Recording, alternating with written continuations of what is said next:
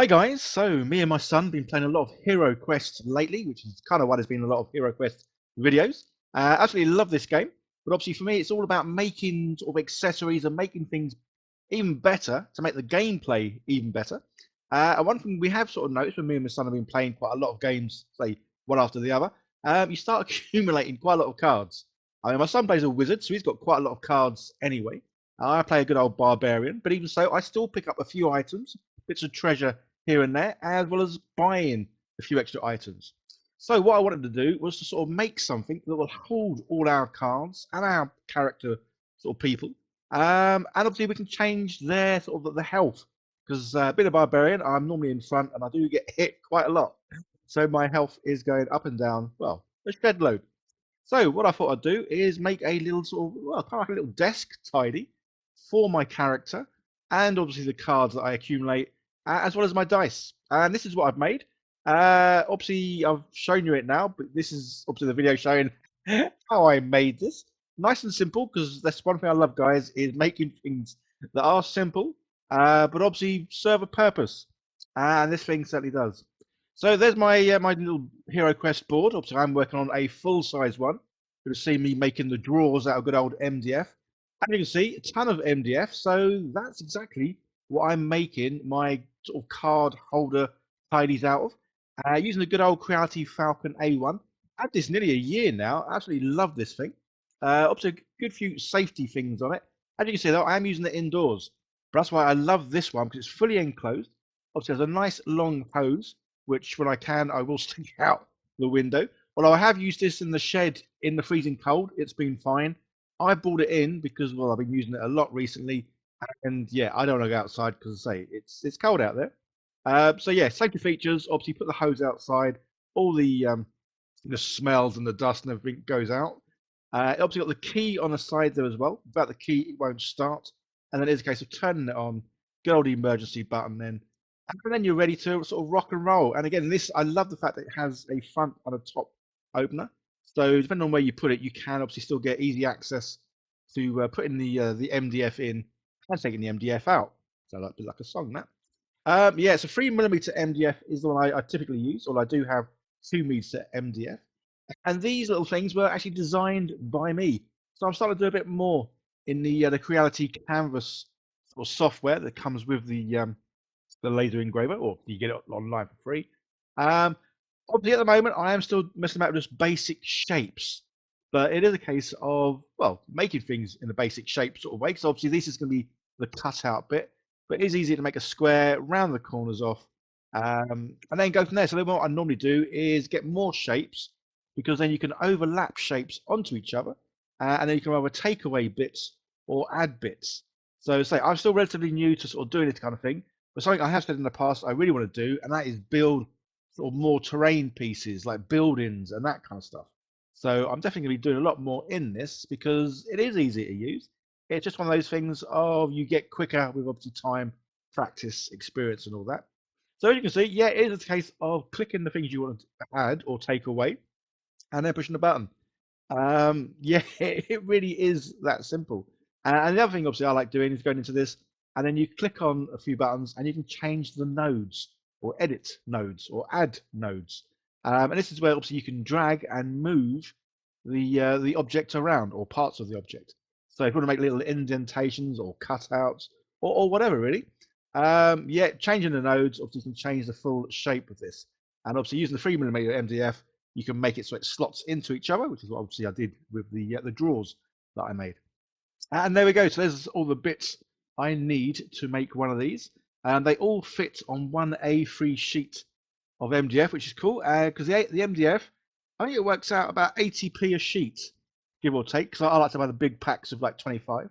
And then it is a case of sticking it on a USB and popping it in the side of the laser engraver. I could connect my laptop to it, but I don't have a lead long enough. So it's a case of, yeah, pop it in the side. The good thing is I can still push the start button, and what it'll do, it'll go round and it'll do, well, the outer line of what it's going to cut. So you can make sure that you have put your bit of MDF or whatever it is you're engraving on or cutting. You can make sure it does obviously fit the thing you want to cut out, which is really good. And all you've got to do then is push the button again, and then it goes into, well, cut and engrave mode. So I need to check because obviously what it's doing first is it's doing all the engraving first, and then it does a cutout. But I guess that is probably best because you will notice when it does cut this out, I think the MDF board must have not been quite flat because as it cuts bits out, some of them drop. I mean, there's obviously a slight little gap underneath the MDF, so that's due to the fact that it wasn't perfectly flat. Probably because some of this MDF was from outside. So I think being out in the cold, it has warped a little bit. This guy's obviously is sped up a shed load. I mean, this thing is decently fast. Obviously, you don't know how fast you have it, but how much power output you have. So yeah, this is speeded up a whole lot. But I love I love watching it speeded up. It's just cool. And say I've had this for a year. Been using laser engravers for quite some time, and I'm still amazed that they can. Well, anyone can have a laser engraver at home at a decent price.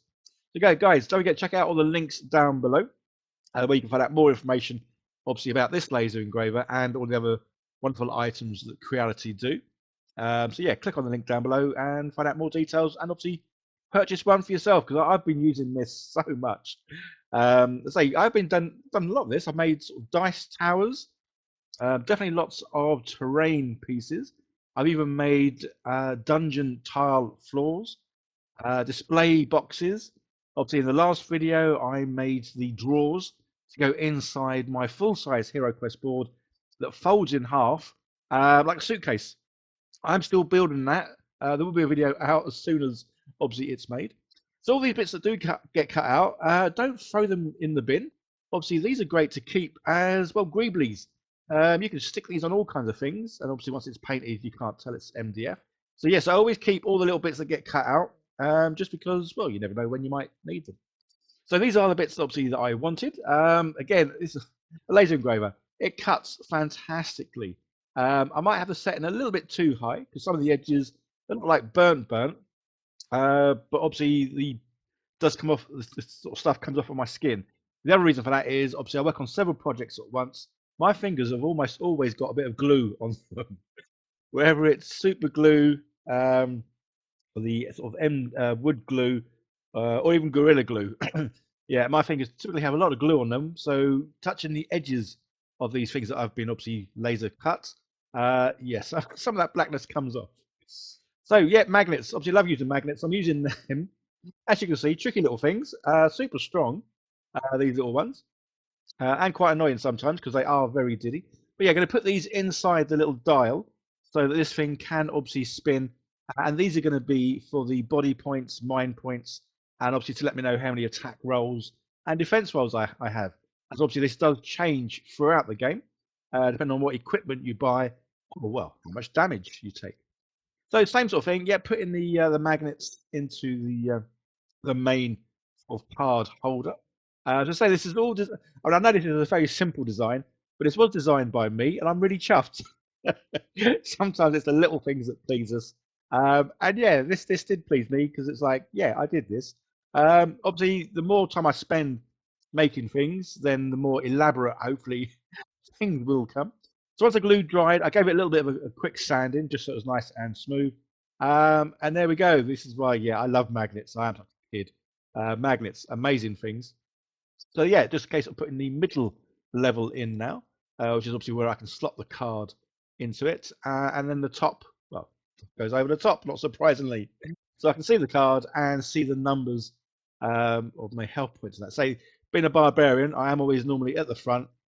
I do take quite a bit of damage. So having this is great because it saves me having a bit of paper where I keep crossing out my number as it goes up and down. So I might need to change the dials because as much as they do move, they don't move as well as smoothly as I'd like. Yeah, so I might need to rearrange the design just a little bit just to make that better. So then with the main sort of card holder, yeah, this is obviously it. I did actually print out or cut out one more level. So there's actually the base level, and then there's 3 of the same sort of cutout levels. Just because the dice didn't sit in the other one, or other one, yeah, other one too good. So I've made another sort of level just for the dice sit in there. But say, you keep the cards in there. Obviously with the cards, yeah, you probably are going to accumulate more than is shown here. But the good thing is with this, I could just laser engrave even more lines into that bottom base bit to, well, accommodate more cards, really. So yeah, I think that's a nice little way of, say, storing everything I need. So obviously I've gone for orange because, well, orange is my favorite color. So yeah, I've gone for orange. But obviously I've done a similar sort of thing for my son. And his favorite color, obviously blue. So yeah, he's going to get a blue one of these. So for me, it's not too bad because I don't have that many cards. For him, I might need to do some more slots. Just because being a wizard, well, he has a lot of cards for being a wizard. But yeah, I really love these. To say, I do like things to serve a function, look good, and be nice and easy and fun to make. That's definitely what these were using the Creality Falcon A1 laser engraver.